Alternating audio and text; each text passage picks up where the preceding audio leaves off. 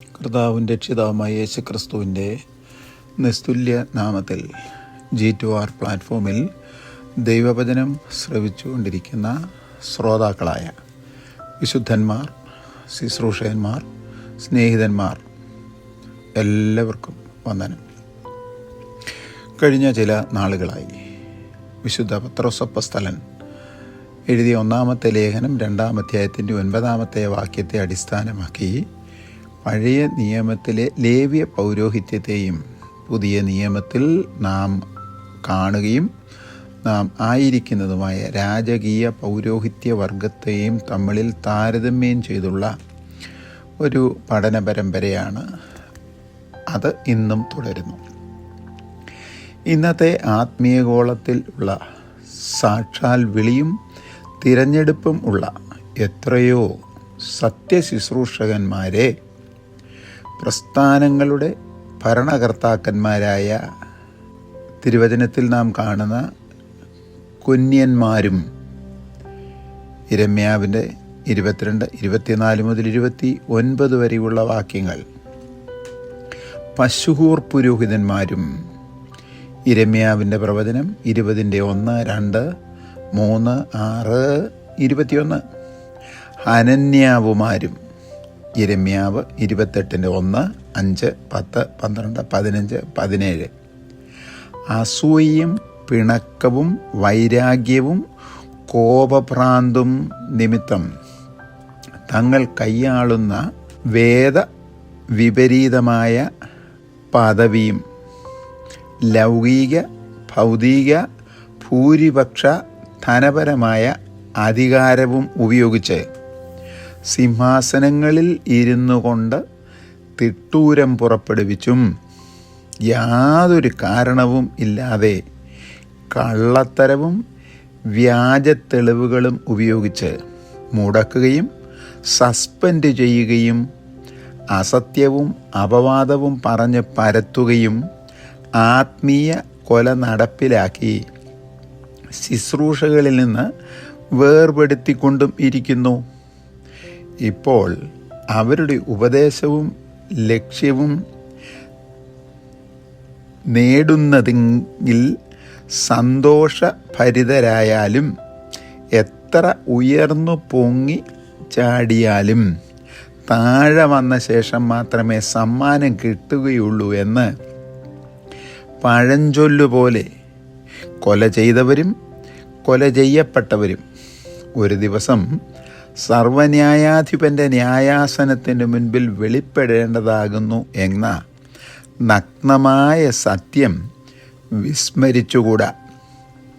ആധാരമായ വാക്യങ്ങൾ അപ്പോസ്തല പ്രവർത്തികൾ 10:42, കൊരിന്ത്യരുടെ 2-ാം ലേഖനം 5:10, യെഹെസ്കേൽ പ്രവചനം 18:30, 22-ാം അധ്യായം 14-ാമത്തെ വാക്യം, റോമർക്കെഴുതിയ ലേഖനം 2:6, 14-ാം അധ്യായം 12-ാമത്തെ വാക്യം, എബ്രായർക്കെഴുതിയ ലേഖനം 9-ാം അധ്യായം 27-ാമത്തെ വാക്യം.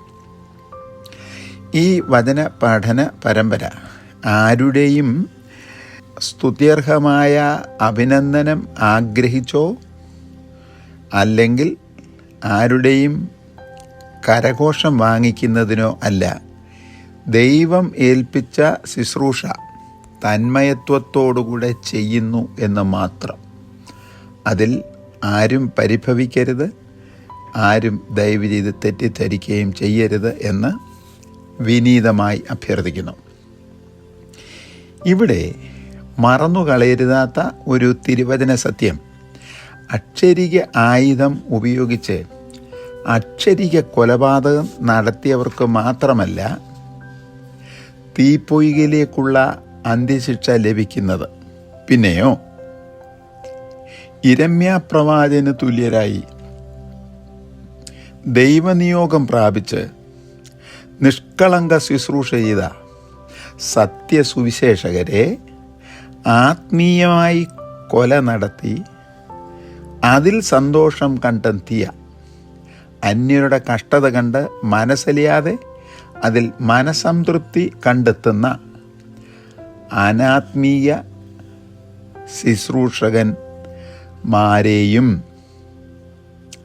അഥവാ ആത്മനികൃഷ്ടന്മാരെയും സാഡിസ്റ്റുകളെന്നാണ് പറയുന്നത്. ഉന്നത സ്ഥാനീയരും ന്യായാസനത്തിൻ്റെ മുൻപാകെ ദൈവം കൊണ്ടുവരും എന്നതിനൊരു പക്ഷവും ഇല്ല. ഇവർക്കുള്ള വിധി എന്തായിരിക്കും എന്ന് വെളിപ്പാട് പുസ്തകം 21 അധ്യായത്തിൻ്റെ 8 22 അധ്യായം 15 വാക്യങ്ങളിൽ ന്യായാധിപനാകുന്ന ദൈവപുത്രൻ തന്നെ വെളിപ്പെടുത്തിയിരിക്കുന്നു. ഇവിടെയാകുന്നു പുതിയ നിയമ രാജകീയ പുരോഹിതവർഗത്തിൻ്റെ ശ്രേഷ്ഠ മഹാപുരോഹിതനായ ദൈവപുത്രൻ, ശ്രദ്ധിച്ചു കേൾക്കണം, ഇവിടെയാകുന്നു രാജകീയ പുരോഹിതവർഗത്തിൻ്റെ ഏക മഹാപുരോഹിതനായ ദൈവപുത്രൻ തൻ്റെ സഭയ്ക്കും ശുശ്രൂഷന്മാർക്കും നൽകിയിരിക്കുന്ന പുതിയ കൽപ്പന. ഞാൻ നിങ്ങളെ സ്നേഹിച്ചതുപോലെ നിങ്ങളും തമ്മിൽ തമ്മിൽ സ്നേഹിക്കണം എന്ന ഏക കൽപ്പന പ്രാവർത്തികമാക്കേണ്ടത്. യോഹന്നാൻ എഴുതിയ സുവിശേഷം 13 അധ്യായം 34 വാക്യം. ഇവിടെ വിചിന്തനീയമായ ഒരു പദം സ്നേഹം, ഇംഗ്ലീഷിൽ ലവ് എന്നുള്ളതാണ്. സ്നേഹം എന്ന വിശിഷ്ട വിഷയത്തെക്കുറിച്ച് ഇന്നുവരെ ആരെങ്കിലും ഒരു സാഹിത്യം അഥവാ ലിറ്ററേച്ചർ, ഒരു നിർവചനം അഥവാ ഒരു ഡെഫനിഷൻ എഴുതിയിട്ടുണ്ടെങ്കിൽ അവകളിൽ വെച്ച് ഏറ്റവും വിചിത്രവും ശ്രേഷ്ഠവും അർത്ഥഗംഭീര്യവും അർത്ഥസമ്പുഷ്ടവും ശ്രേഷ്ഠവുമായ രചനാപ്രവൃത്തി വിശുദ്ധ പൗലോസിൻ്റേതത്രേ. തദ്വിഷയത്തെ സംബന്ധിച്ച് താൻ എഴുതിയിരിക്കുന്ന അർത്ഥസമ്പുഷ്ടമായ വിഷയം ശ്രദ്ധിക്കുന്നത് ഉത്തമമായിരിക്കും എന്നതിനിരുപക്ഷം ഇല്ല. അത് ധ്യാനനിരതരായ വായിക്കുകയും അത് വീക്ഷിക്കുകയും ചെയ്യണം.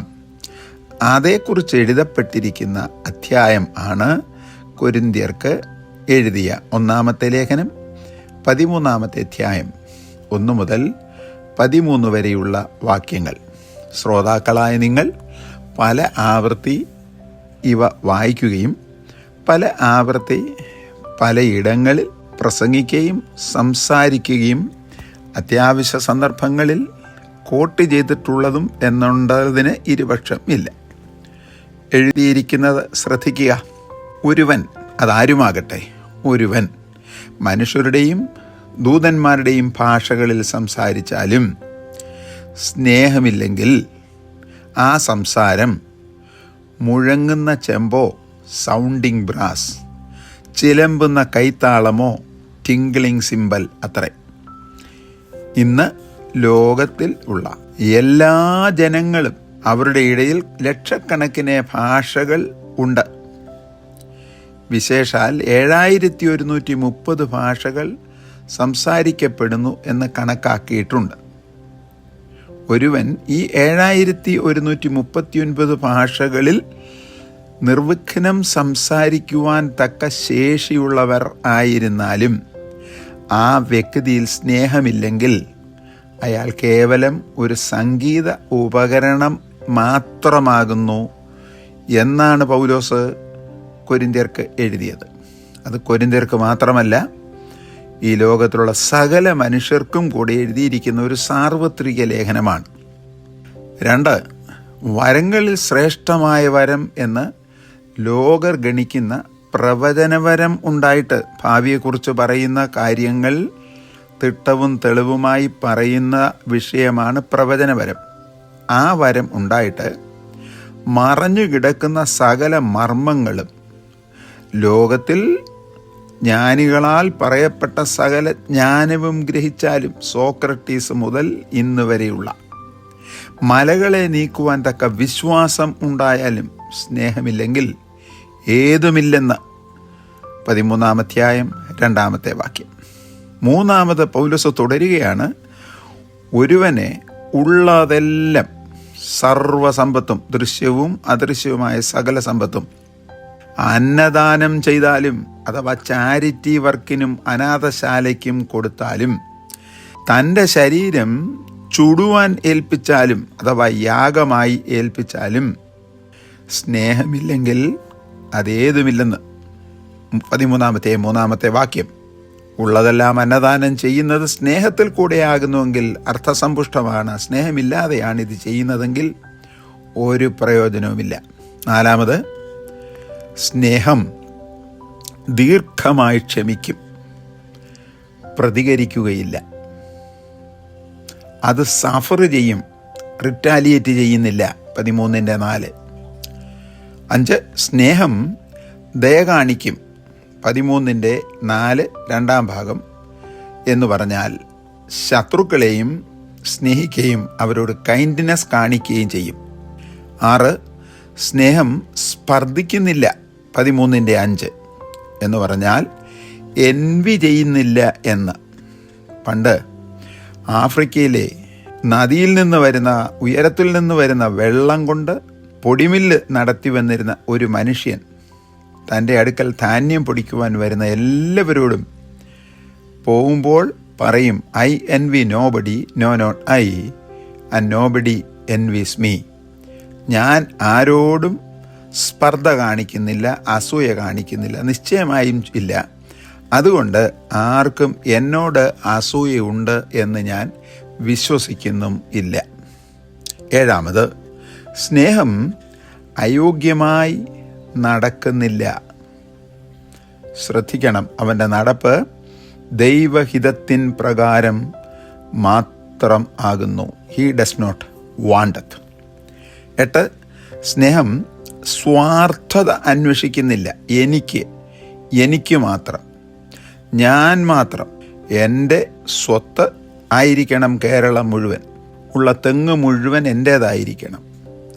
അതിടുവാൻ ഒരു തേങ്ങാവെട്ടുകാരനെയും അത് വാങ്ങുവാൻ ആലപ്പുഴയിൽ എന്ന് പറഞ്ഞാൽ, ആലപ്പുഴ പണ്ട് കേരളത്തിലെ ഇന്ത്യയുടെ തന്നെ വെനീസ് ഓഫ് ദ ഈസ്റ്റ് എന്ന് കേൾപ്പിപ്പെട്ടിരുന്നു.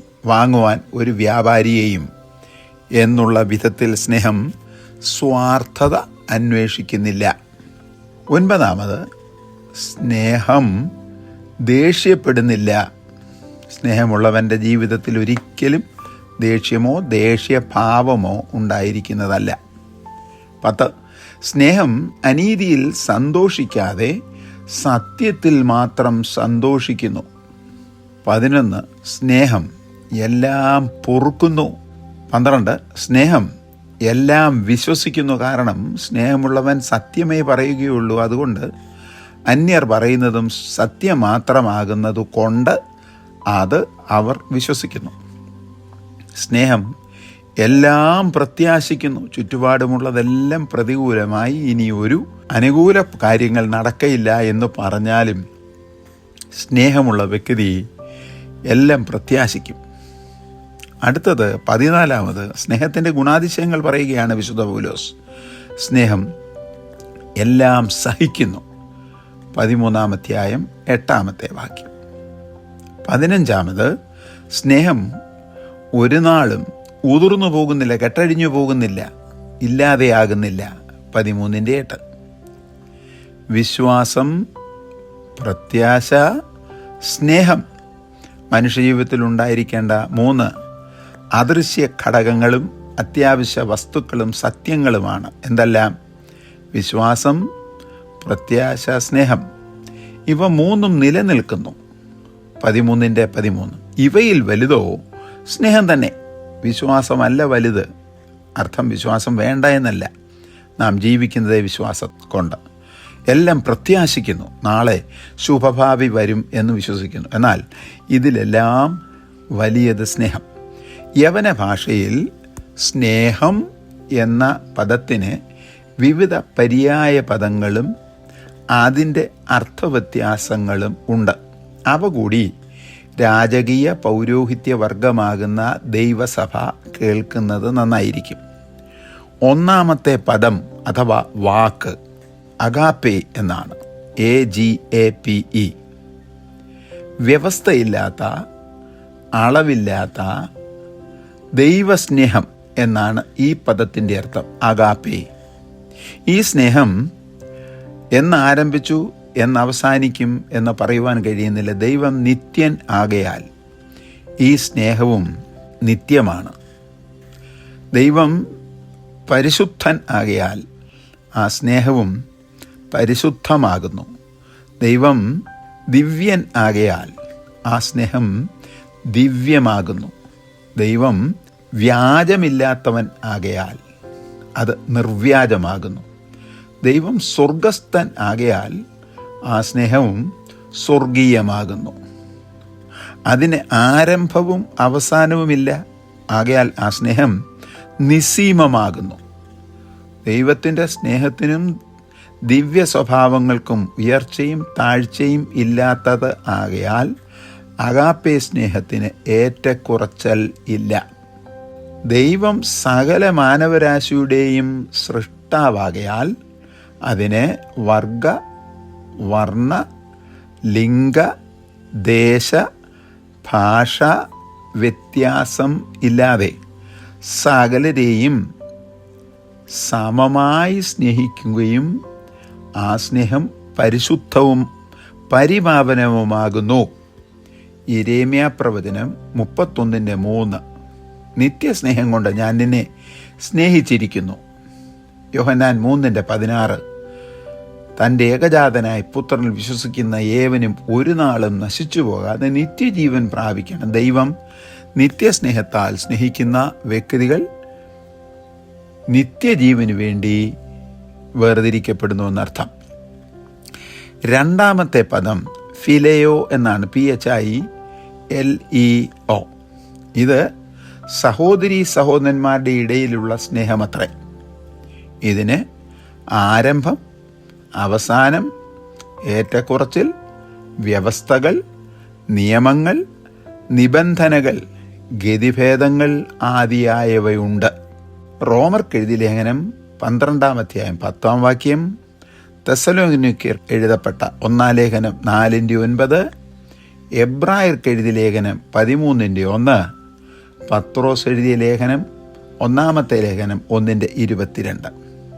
മൂന്നാമത്തെ പദം സ്ട്രോഗോസ് എന്നാണ്.